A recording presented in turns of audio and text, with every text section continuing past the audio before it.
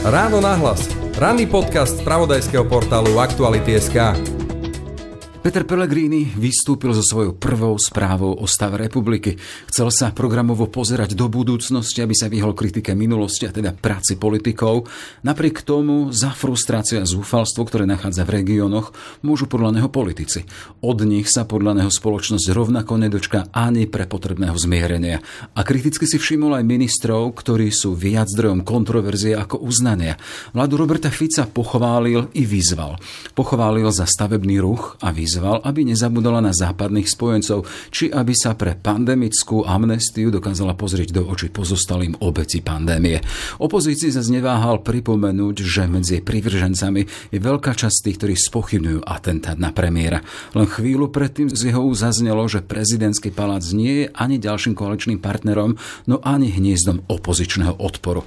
A čo sme v jeho príhovore nepočuli? Nenašlo si tam napríklad miesto kritizované rozkrádanie európskych peňazí na luxusné vily bohače, ktoré už našlo svoj výraz v banánovej republike pre Slovensko, zmenené trestné kódexy či zrušená špeciálna prokuratúra, na ktoré sa pýta Brusel. Rovnako zrušená verejnoprávna RTVS, zástupy nespokojných pracovníkov kultúry vo výhražnom štrajku. Ako sa pozerá na prezidentskú správu o stave krajiny politolog Radoslav Štefančík? Je štvrtok, 29. máj, počúvate podcast Ráno nahlas. Moje meno je Jaroslav Barborák. Ráno nahlas. Ranný podcast z spravodajského portálu Aktuality.sk.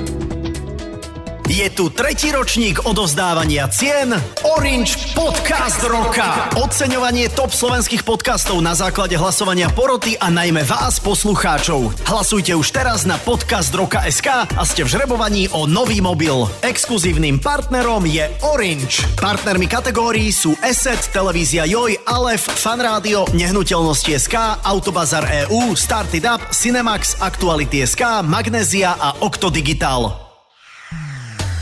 Počúvate podcast Ráno nahlas. Pohľad na správu o prezidentskej správe o stave republiky a Radoslav Štefančík, politolog Ekonomickej univerzity.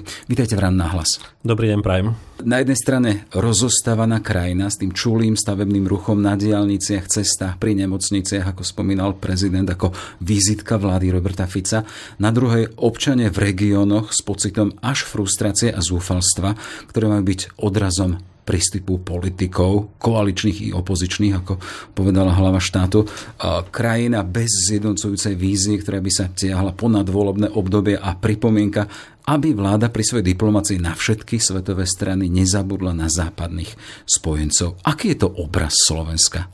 Áno, treba povedať, že tak všeobsiahle by som povedal, že Slovensko sa momentálne, alebo za túto správu nemusí hanbiť za Petra Pellegriniho. Peter Pellegrini nepovedal mnoho vecí, nepoukázal na nedostatky, ktoré táto krajina, respektíve táto vláda má. Zase na druhej strane pozitívne bolo, že skutočne načrtol nejakú kritiku vo vzťahu k vládnej koalícii, aj keď naozaj veľmi tak jemnúčko, až mám takú potrebu povedať, že síce zahrískal, ale skutočne jemnúčko, bez toho, aby niekoho urazil. Ak ste napríklad upozornili na rozostávané Slovensko, tak treba povedať, že to je ako keby nové volebné heslo Roberta Fica. Ako keby sme si mali všímať nové cesty, nové diaľnice, nové nemocnice, aj napriek tomu, že nám tu padajú mosty, pretože sa v posledných rokoch málo investovalo do obnovy infraštruktúry.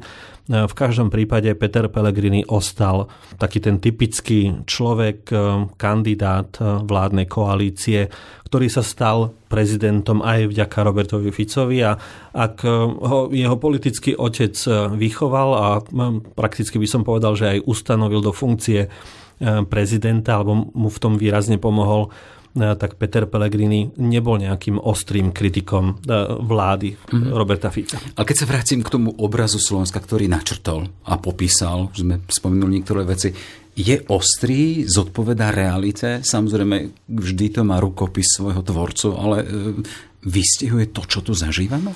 Povedal by som, že jemne načrtol, ale určite nešiel do hĺbky, nepovedal to B, ktoré sa patrí hovoriť, keď sa povie A.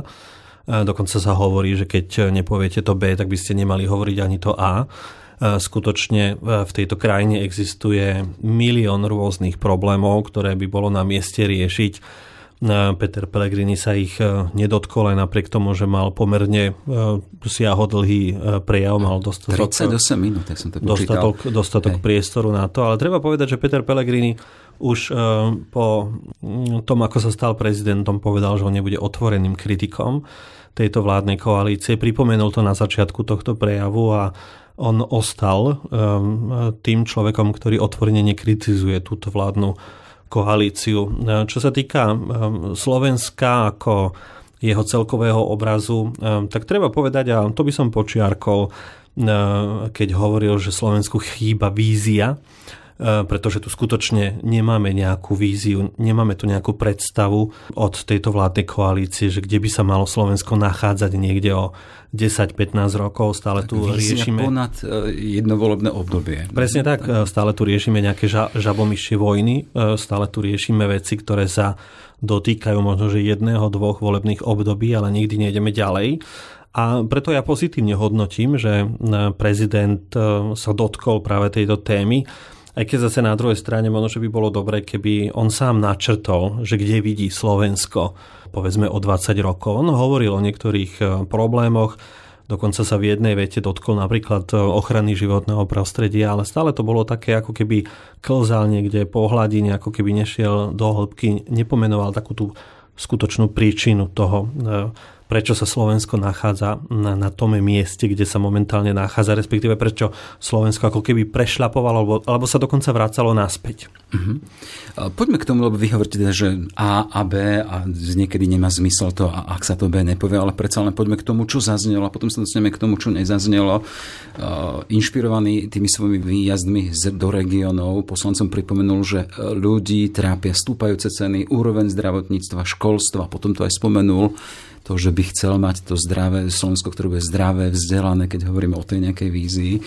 A politici podľa neho môžu za ten pocit frustrácie a zúfalstva a odporúčili im, aby sa venovali práve týmto témam. Tomu načrtnutiu tejto veci tu nie je asi čo vytknúť. Nemôžno tomu vytknúť absolútne nič, len sa mi to zdá ako keby také klišé, že poďme do regiónov, poďme sa ľudí opýtať a poďme sa skutočne pýtať občanov, čo ich trápi. Ja si myslím, že to všetci veľmi dobre vedia. Všetci politici naprieč celým politickým spektrom vedia, kde je ten problém, že sa tu skutočne Slovensko ako keby niekedy rozpadávalo. Oni ho chcú budovať, ale treba povedať, že najskôr treba zastaviť to rozpadávanie. A keď hovorí, že treba sa vybrať do regiónov, ja si nemyslím si, že je nevyhnutné sa vybrať do regiónov, načúvať ľuďom, pretože politici musia vedieť, prečo boli zvolení, prečo dostali to poverenie zastupovať občanov a riešiť problémy, ktoré majú. Takže odkazovať politikom, že namiesto šírenia nenávisti choďte do regiónov, to je na jednej strane pekné, ale myslím si, že tu chýba skutočne nejaká konkrétna výpoveď o tom, akým spôsobom všetky tie problémy, ktoré povedzme pán prezident pomenoval, ako ich skutočne vyriešiť. A to ste nenašli v tom prejave? To som tam nenašiel. Je veľmi dobré, že pán prezident ich pomenoval. Je úplne evidentné, že on sám seba definuje ako sociálneho demokrata a skutočne išiel práve po týchto témach, ktoré by sa dali nazvať ako ľavicové. Spomenul povedzme vysoké ceny, aj napriek tomu, že ich označil, možno, že až nie také vysoké, ako sa v skutočnosti zdajú. Možno, že načrtol infláciu, aj keď ja som zaregistroval niekde, že vo Švajčiarsku majú momentálne nulovú infláciu, takže skutočne otázne, či sa tejto vláde darí udržiavať infláciu pod kontrolou. Ale napriek tomu, že túžil po nejakej vízii, tak ju sám nepomenoval. Poďme ku konkrétnostiam. Sme tu zaznamenali kritiku pandemickej amnestie, ktoré je aktuálne v parlamente. To plošné odškodnenie označil za nebezpečnú cestu. Bolo by to plošné odškodnenie tých, ktorí porušovali kedysi pravidlá. Príjmite svoje rozhodnutie tak, aby ste sa mohli pozrieť do očí pozostalým obeti pandémie a lekárom, zdravotníkom, ktorí bojovali aj teda na úkor alebo teda za cenu prípadne svojich životov. Ako hodnotíte toto? Myslím si, že toto bola taká silnejšia časť jeho prejavu, ale keby povedal niečo iné, tak by poprel samého seba, pretože prezident vrátil tie legislatívne návrhy, čo sa týka práve tejto oblasti, späť do parlamentu. Jednoducho on nechce plošnú amnestiu práve pre tie dôvody, ktoré spomenul aj vo svojej správe a treba povedať, že v tomto prípade by som Petra Pellegriniho aj za to pochválil, že to takto otvorene povedal. A ja by som dokonca ako akademik vyzdvihol to, že Peter Pellegrini odkázal na poznanie, na kritické uvažovanie, respektíve odkázal na výdobytky vedy. A to je veľmi dôležité práve v boji proti rôznym tmárom, ktorí by sa dali nájsť aj medzi nominantmi tejto vládnej koalície. Takže to je veľmi dôležité, že Peter Pellegrini ostáva ako keby zástupcom toho racionálneho rozumu, racionálneho a kritického uvažovania minimálne vo vzťahu k manažovaniu pandémie, respektíve všetkých tých udalostí, ktoré sa v tomto kontexte stali. Hej, keď tu hovoríte, že nezaprel sám seba v inej pozícii, jeho teda následovník vo funkcii šéfa strany, Matúš, to je ešte, ktorý predkladal pôvodne tú pandemickú amnestiu, tak aktuálne teda predkladá čosi úplne iná, v podstate popiera to, čo dával kedysi za seba.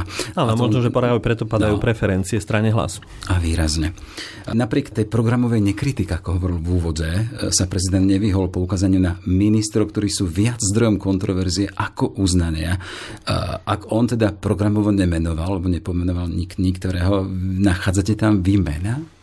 Určite áno. Myslím si, že väčšina z nich budú pochádzať z prostredia Slovenskej národnej strany, respektíve z prostredia nominantov Slovenskej národnej strany, pretože viacerí z nich, ktorí sú povedzme na ministerských funkciách, nie sú členmi Slovenskej národnej strany. Myslím si, že určite sa tam našla ministerka kultúry a v každom prípade sa tam našiel aj pán Kotlár ako ten človek, ktorý je zodpovedný, respektíve ktorý tvorí toho, alebo tak vykonáva funkciu splnomocnenca vlády pre šetrenie. Ani neviem presne, ako sa to volá, ale v každom prípade vieme, o koho sa jedná. Takže ak sa tam našiel pán Kotlár, ak sa tam našla pani Šimkovičová, ak sa tam našiel napríklad pán Machala, tak si myslím, že to pán Pellegrini, pán prezident povedal medzi riadkami tak jasne, že nemusíme tam nachádzať nejaké konkrétne meno. Na druhej strane ma tak trochu zaujalo, že sa tam venoval takej konkrétnosti ako práve tej priehrade, kde si na strednom Slovensku, ktorá má slúžiť ako rezervoár pitnej vody a tým vlastne podporil ministra životného prostredia pána Tarabu, ktorý tiež vlastne pochádza z tej skupiny nominantov Slovenskej národnej strany. Takže na jednej strane jednoznačne skritizoval časť stranického alebo dokonca ministerského spektra, na strane druhej vyjadril napríklad aj takúto podporu pre pána Tarabu. Hej. Keď pôjdeme kritika, nekritika, teda vy hovoríte, taká slabá kritika alebo hrískanie, teda v podobe musím pripomenúť, že jednou z dôležitých strán je Západ. Pre túto koalíciu, a vládu, ktorej predsedom je premiér Robert Fico s tými jeho cestami až k Vladimirovi Putinovi. No ako to inak nazvať, ako on hovorí, že musím pripomenúť. A to bola ako keby taká čerešnička na celej tejto torte, ktorú nám pán prezident pripravil vo svojom prejave a skutočne ako keby si to najsilnejšie posolstvo nechal práve na koniec, kde skritizoval práve takýmto spôsobom všetkých tých, ktorí sa snažia Slovensko posunúť do náručia nejakých autoritárskych režimov, ktoré momentálne predstavuje predovšetkým Ruská federácia, a ktorý jednoznačne pripomenul vláde, že robiť politiku na 4 svetové strany znamená, že žiadnu z nich nevynecháte, respektíve nevynecháte tú najdôležitejšiu a práve tú západnú. A paradoxne práve na tento moment zareagoval aj predseda vlády medzi tým, keď hovoril o tom, že prejav bol síce vyvážený, ale v niektorých veciach práve na konci tohto prejavu s pánom prezidentom nesúhlasil. Takže tu vidíme, aký je medzi nimi markantný posun, aj keď niekedy rozmýšľam, že či to náhodou nebol nejaký odkaz práve pre našich západných spojencov, že síce tu máme nejakého predsedu vlády, ktorý ťahá Slovensko kdesi na východ, ale zase Slovensko má aj prezidenta, ktorý má v tej zahranično-politickej orientácii Slovenska jasno a nedovolí, aby Slovensko sa jedného dňa zobudilo v jedno ráno práve v skupine štátov, ktoré si nectia princípy demokracie a ústavného štátu. Vy vidíte zámer v tom, že to bolo v podstate až na konci toho samotného prejavu, aby to vyznelo, aby to doznelo. Peter Pellegrini ukázal vo svojom prejave skutočne takú tú svoju ľavicovú orientáciu, zmysel pre ľudí, ktorí žijú v regiónoch. Tým ako keby odkazoval aj na rôzne programové priority strany Hlas. Ono to ako keby niekedy bola aj taká trochu stranická propaganda pre Hlas. Pán Pellegrini určite vidí, ako klesajú preferencie strany Hlas a on zdôrazňoval práve tie priority, ktoré sú typické pre Hlas. Ale on ako najvyšší predstaviteľ štátu, ktorý je zároveň reprezentantom Slovenska smerom navonok, si určite neodpustil povedať práve túto veľmi dôležitú vetu, respektíve tento dôležitý odsek, ktorý hovoril o jednoznačnej orientácii minimálne prezidentského paláca a myslím si ešte stále dominantnej časti slovenskej verejnosti. Túto svoju kritiku, ten svoj bič si ešte predtým pripravil medom a tam síce vládu ocenil za pomoc cenami energií, za výstavbu cez ochotu ísť do jadra.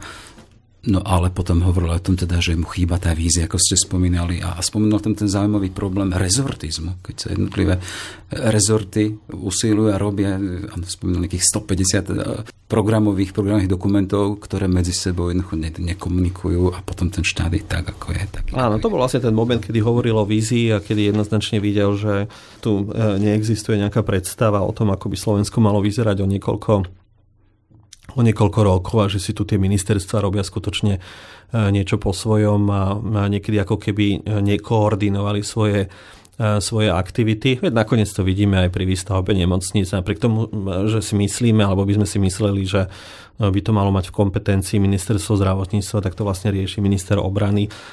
Niekedy to vyzerá tak, ako keby jedna ruka nevedela, čo robí tá druhá. Pôsobí to potom nekoncepčne, takže je úplne pochopiteľné, že na to pán prezident rovnako upozornil. A nie to skôr tak, že tá jedna vie veľmi dobre, čo robí tá druhá? Alebo tak. Hej. Vážení občania, spoločnosť potrebuje zmierenie, to sa opäť vraciam na správe o stave republiky.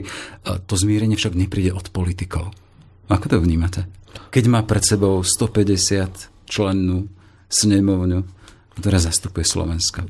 V tomto by som nesúhlasil s pánom prezidentom. Na jednej strane je to síce pekné uvažovať o takejto myšlienke, že ľudia by si mali vedieť sadnúť za jeden stôl aj napriek tomu, že sa politicky povedzme rozchádzajú a skutočne na Slovensku sme svedkami toho, že ľudia sa zídu niekde na svadbe ako budúci rodinní príslušníci a tá svadba nedopadne dobre, pretože sa tam začne rozprávať o politike. Len problém je v tom, že veľa ľudí rozmýšľa a uvažuje práve podľa nejakých svojich názorových lídrov.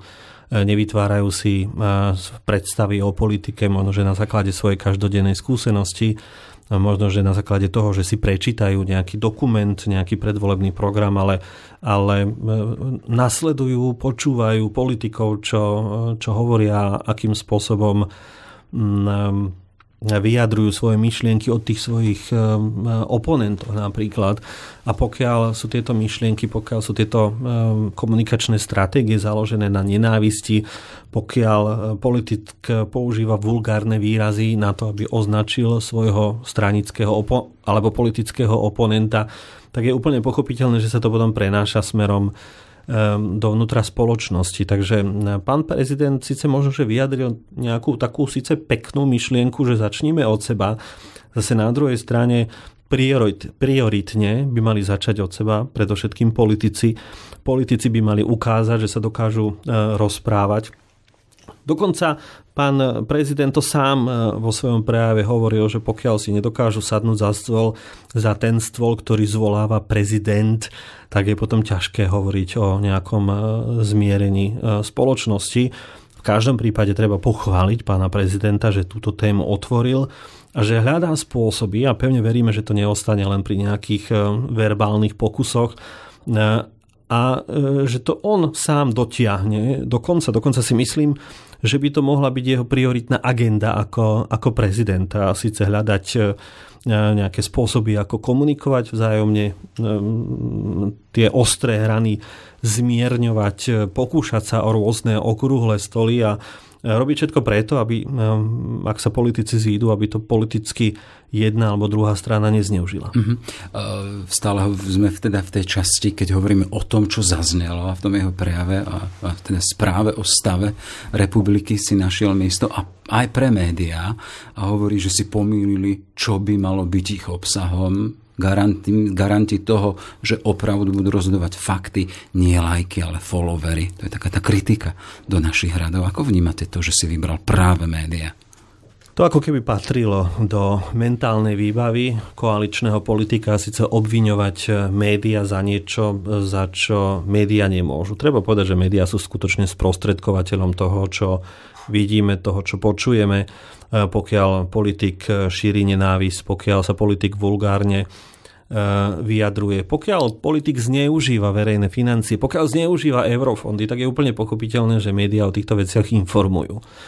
V tomto kontexte mi vždy napadá návšteva europoslancov, pretože cestou do práce som si dnes práve vypočul rozhovor s europoslancom Zdechovským, ktorý prišiel na kontrolu a úplne geniálne, ale skutočne geniálne vysvetlil, prečo táto skupina sem prichádza, že nemá nejaké zlé úmysly, že skutočne chce slovenským ľuďom, slovenskej verejnosti pomôcť, že to nie je žiadna trestná výprava, ale skutočne ukázať politikom, ktorí majú dosah na európske peniaze, ako sa s tými európskymi peniazmi má hospodáriť. Takže pán prezident mohol pokojne využiť aj túto príležitosť, keď chcel ukázať na to, kde tkvie jeden z hlavných problémov tejto spoločnosti, a síce v korupcii. Ja som si to skutočne popozrel, prečítal niekoľkokrát, ja som to tam nikde nenašiel. Nikde som nenašiel skutočne zmienku to, že táto krajina neprosperuje práve preto, že tu existuje mimoriadne veľa ľudí, ktorí sú ako keby nacucnutí na rôzne zdroje, ktoré okrem iného prichádzajú aj z Európskej únie. Je skutočne nemysliteľné, že títo ľudia potom následne kritizujú akúkoľvek kontrolu, ktorá chce vedieť, akým spôsobom sú tieto peniaze využívané. A čo chcem teda povedať, že tento europoslanec napríklad načrtol aj takú tému, že prečo sa vlastne Slováci nepýtajú, že ešte nemajú diaľničné prepojenie medzi Bratislavou a Košicami, prečo sa tu stále stavajú nové železnice rýchlosťou, ktorá bola niekedy v západnej Európe pred 30-40 rokmi, prečo nedochádza k modernizácii, k digitalizácii povedzme verejnej správy, respektíve prečo to ide tak pomaly. A to sú všetko témy, o ktorých by sa dalo dlho rozprávať, a čo je teda podstatné, to sú možno aj témy hodné na to, aby ich spomenul prezident republiky. Hej. No práve sme teda v tom konštatovaní, že v tom obraze o stave republiky sa nenašli, možno teda skonštatovať, že neúplný ten jeho obraz jednej republiky, jednej stavu slovenskej spoločnosti, keď nejakým spôsobom počítali to, ani jedným slovom sa neobjavilo jeho prejave slovo korupcia, nenaznačil tam žiadne takéto prípady. Hovoríte o tom, že tu máme europoslancov, ktorí otvorene hovoria o banánovej republike z tohto pohľadu, keď veľké peniaze z eurofondov idú, a ktoré boli určené na rozvoj cestovného ruchu, idú tým, ktorí podporujú politické strany, stavajú si za to svoje veľké vily. Počuli sme tam niečo o tom, zmienku o tom kritike napríklad nemeckého kancelára? Nepočuli sme, pretože sa tejto témy boja, tak ako sa boja návštevy europoslancov, respektíve tých zistení, na čo prídu. Boja sa určite, že Slovensko príde o eurofondy. Budú to práve politici, vďaka ktorým, ak prídeme o eurofondy, budú práve na to, budú na vine za to, že Slovensko by mohlo prísť o časť, alebo nedaj Bože, o všetky tie zdroje, ktoré by sme inak mali k dispozícii. Ale keď hovoríme o tom, že čo tam nebolo, tak ja som si napríklad schválne cez tie nástroje, ktoré ponúkajú tieto textové nástroje, som si všimol, že napríklad vôbec nehovoril o menšinách. V minulosti bolo úplne bežné, že niekto spomenul občanov, ale vypichol práve aj záujmy, obranu, ochranu menšín bez ohľadu na to, či hovoríme o národnostných, náboženských alebo sexuálnych menšinách. Tam nebola nejaká zmienka. Chcem to prepojiť práve s tou mierou nenávisti, ktorú na jednej strane pán prezident úplne pochopiteľne odmietol. Na strane druhej, ak hovoril o nenávisti, tak tu povedal práve, alebo tak odkázal práve na ten jeden prípad, na atentát na predsedu vlády, čo je úplne veľmi vážnou udalosťou. Ale treba povedať, že za tie ostatné roky sme zažili mnohé útoky, časté útoky na rôzne typy, alebo na príslušníkov rôznych typov, kategórií menšín. A to je také paradoxné, že sa vlastne tejto téme nedotkol, aj keď neviem, že či nie sme teraz veľmi kritickí voči pánovi prezidentovi, lebo keby chcel povedať kritické slova na všetky rôzne témy, tak by možno, že prednášal tú tému aj do rána nasledujúceho. Jasné, bolo to jeho 38 minút, ale v každom prípade jeho voľba, na čo upozorní. A keď hovoríte o tom atentáte na samotného premiéra, tak tam spomenul, že sa sám čuduje, ako je možné, že väčšina Slovákov neverí už v to, teda, že ten samotný atentát bol, ale sa tam dotkol, že ale väčšina tých sú tí podporovatelia opozičných strán. To bolo A, ale nepovedal to B, a síce zamyslieť sa nad tým, že prečo časť verejnosti neverí, že sa atentát stal, že informačné toky, ktoré prichádzali práve o tejto udalosti, neprichádzali od, povedzme, zdravotníckeho personálu Banskobystrickej nemocnice, ale že to bolo od ministra obrany Roberta Kaliňáka. Takže ja si veľmi dobre pamätám na to, keď mal zdravotné problémy pán Šuster, a veľmi dobre si pamätám práve tých pánov v bielých plášťoch, v bielých lekárskych plášťoch, ktorí pravidelne informovali o tom, ako sa pán prezident Rudolf Šuster vtedy má. To znamená, že informovali o jeho komplexnom zdravotnom stave. Zatiaľ, čo teraz sme sa dozvedeli všetky informácie od ministra Kaliňáka. No a potom, ako do toho zasiahol s tým jeho oblekom, to ako ukazujú fotky jeho zraneného tela. To je niečo, čo určite neprispieva k tomu, aby sme uverili, aby tá časť spoločnosti uverila. Takže na jednej strane, keď hovoríte alebo kritizujete, že sa niečo deje, tak by ste sa možno mohli aj zamyslieť nad tým, že vlastne prečo k tomu dochádza. Tak ako ľudia, povedzme, neveria na to, že sme všetci slobodní a tvrdia, že nás kto si ovplyvňuje, že tu je nejaký Šoroš, no tak asi tiež sa treba zamyslieť nad tým, že prečo tí ľudia vlastne tvrdia a čo tým sledujú. A keď ste spomínali, že vám tam chýbala napríklad zmienka o menšinách, tak tam nebola ani zmienka o skupine ľudí, ktorí sa o tie menšiny napríklad starajú a pomáhajú im. To sú mimovládne organizácie. Nenašli sa tam v žiadnom prípade. Áno, treba povedať, že mimovládne organizácie aktuálne čelia ďalším útokom zo strany či vlády, či opatrení, zákony, ktoré chcú obmedzovať. Áno, treba povedať, že mimovládne organizácie sú pre túto vládu zdrojom útokov, respektíve považujú ich za nepriateľov. Dochádza tu k nejakej kategorizácii mimovládnych organizácií, kedy hovoria vládni politici, že tu existujú dobré mimovládne organizácie a tie zlé. Pričom tie dobré sú tie, ktoré sa starajú napríklad o zdravie, o starých ľudí napríklad, ktorí zabezpečujú nejakú sociálnu starostlivosť pre občanov. To znamená, že stále nahrádzajú štát, ktorý zrejme nie je schopný plniť si všetky funkcie, a my sa môžeme zamyslieť, prečo je tomu tak.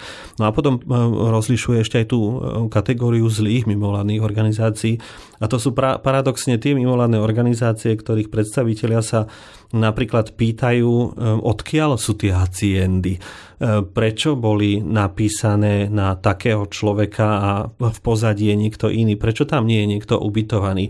Pýtajú sa na to, prečo tieto peniaze, ktoré prichádzajú napríklad z európskych fondov, išli na to a to, a prečo vaša strana si zaplatila zo štátnych peňazí taký a taký výdavok aj napriek tomu, že ste na to nemali právo. Po prípade sa pýtajú alebo hľadajú spôsoby, ako politici krivia ústavnosť, ako krivia princípy liberálnej demokracie. No a toto sa politikom nepáči, pretože to sú vlastne ľudia, ako keby čisto z profesionálneho hľadiska hľadajú nedostatky, a keď nájdu nejaký nedostatok, tak naň upozornia. celé mi to príde, že oni vlastne chcú zakázať mimovládne organizácie, pretože tie sú ako keby výkonnejšie než niektoré opozičné politické strany. Ako vnímate fakt, že v tej správe si nenašli miesto ani také témy, napríklad ten rok, ktorý zachytáva správa, tak ten bol aj významným časom, keď sa bojovalo o jednu verejnoprávnu inštitúciu, ktorú vláda rušila, stavala novú. Vieme teda, že svoje vedenie získala len pred pár dňami, ale nejakým spôsobom tam tento problém nejakým nebol zaznamenaný. Rovnako sme svedkami toho, že pred inštitúciami kultúrnymi už koľko stoja ľudia, ktorí nespokojní, tam kultúrny štrajk a nejakým spôsobom sa tieto témy nedostali do jednej správe o stave republiky. Áno, keby to pán prezident celé takýmto spôsobom vymenoval, tak by sa možno, že stal nejakým druhým Michalom Kováčom a možno, že by tu existovala reálna požiadavka na odvolanie celej vlády. Ale toto Peter Pellegrini jednoducho neplánoval. On na začiatku povedal, že on nebude otvoreným kritikom tejto vládnej koalície.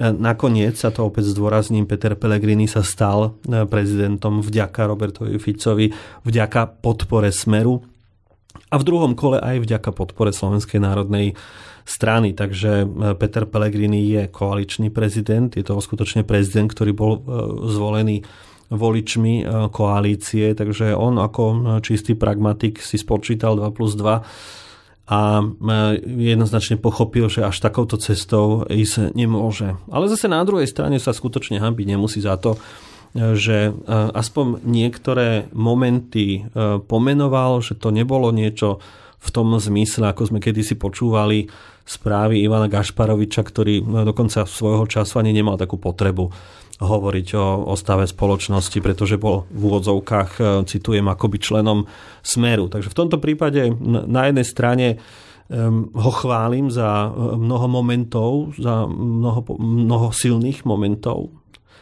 ale zase na druhej strane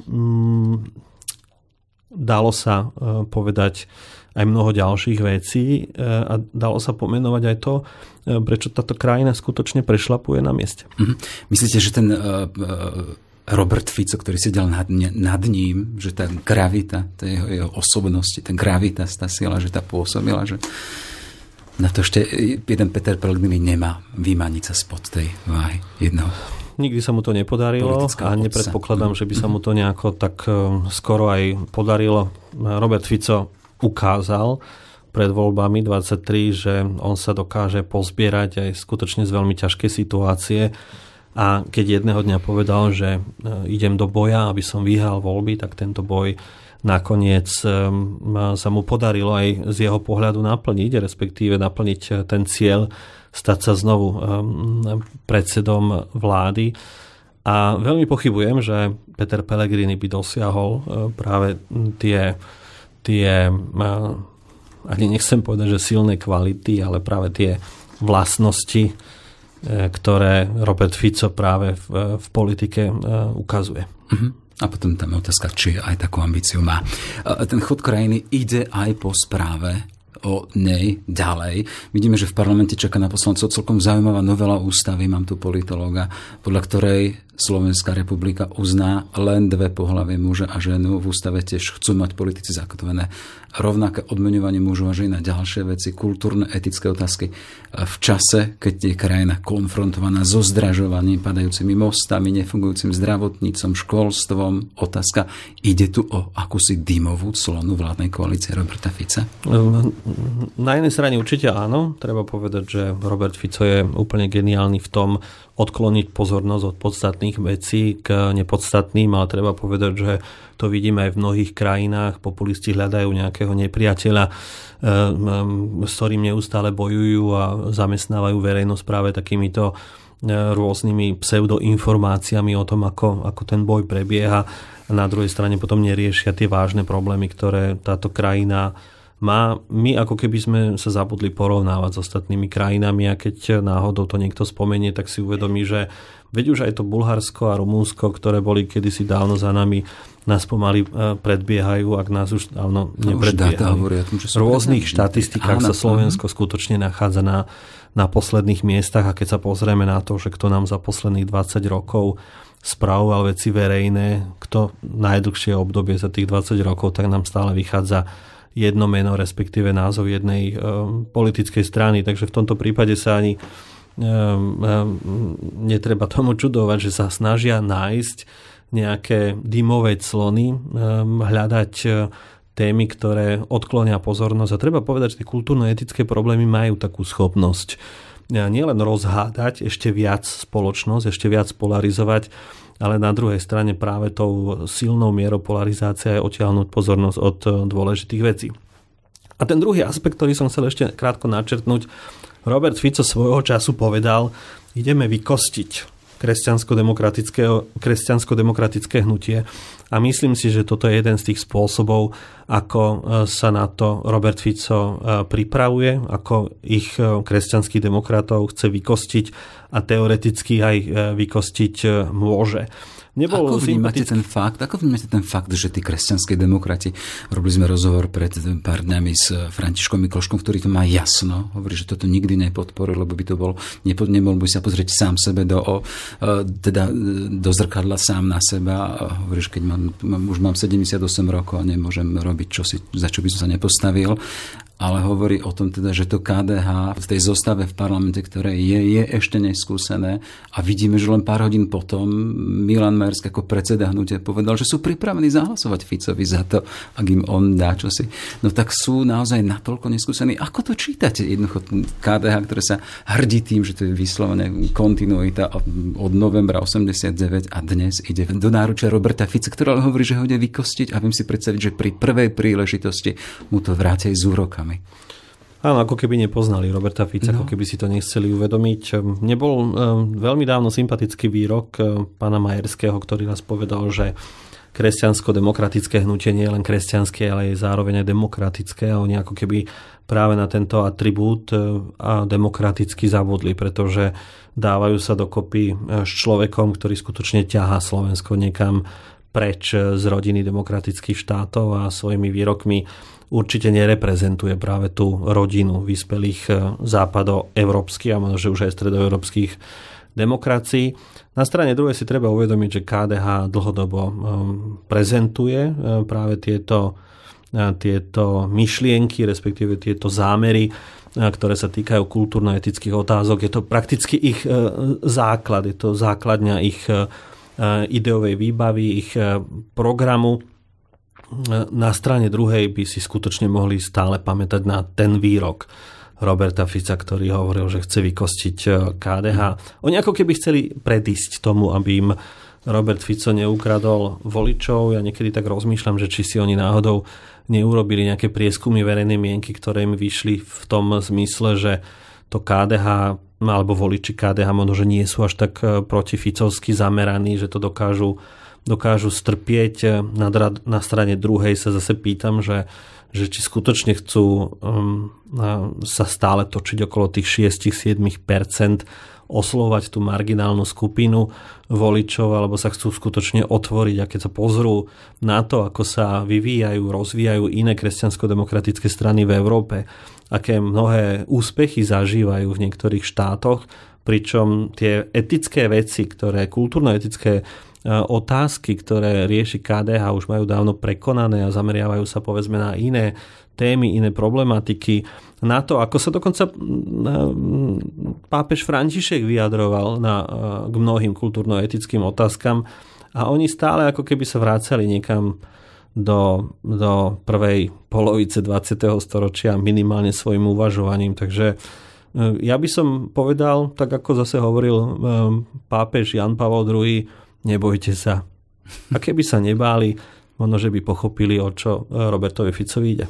v tej konklávnej dobe sme skončili až pri pápežu. Len aby sme zatvorili tú politickú situáciu, ako sme v situácii, keď vidíme, teda hovoríme o kultúrno-etických otázkach a o snahe vykosťovať zo strany Fica kresťanských demokratov, ale máme tu teda, a hovoríme o dymovej clone, máme tu SNS, ktorý ide rovnako za svojimi preferenciami a chcú rušiť tú transakčnú daň. Vidíme teda, že sa tu ozýva opäť hlas, ktorý prepadá preferenčne hlboko s tým, teda, že keď sami predkladali tú, čo to bola pandemická amnestia, tak teraz idú zapierať oči, alebo teda popierať sami seba.